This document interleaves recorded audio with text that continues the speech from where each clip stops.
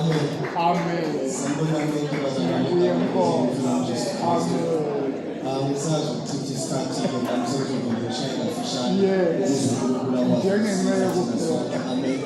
Manje-ke ngaphambi kwenu Amos Sibongo ngaMtshapho ikhona lapha enzima siduduza bonke sebakhulumile noThemba kuyiqiniso njengoba bachazile kodwa bashiyo kodwa amagama ngeke bashiyo kodwa ngizochaza ukuthi bamthola bona kule level abakhuluma ngayo bamthole sekalapha. Amen.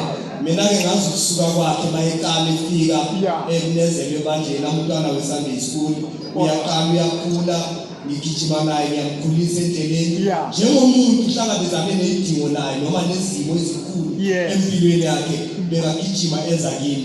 Ngakho-ke ngithi kaningi namkhuluma kuyindodana yami i-firstborn yami nabantu abayazi ukuthi ubhuti wami naye uyazazi ukuthi indodana yami.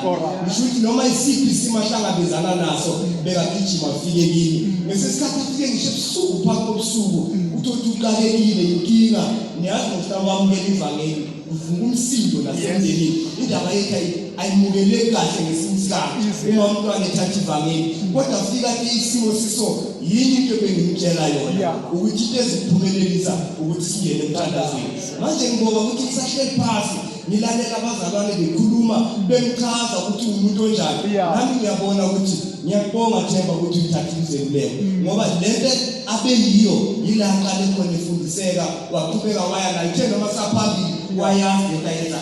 Engingakusho ngoThemba bazalwane qiniso unothando nenda abantu abali-understand uthando bayabacabanga ukuthi unolaka akanalaka unothando. Ivesi ithi uthanda lithokozeni okungalungile. Manje uma ngabe ekusola noma esola into engamthokozile uyayakhulumela afiyana bona ukuthi hashi abantu bese bathi unolaka ngoba esuke ekuthanda amagama uyakukhalima ukuthi amagama akayithokozeli lento yenza manje abantu basabanga ukuthi uthando no akusebuthando le.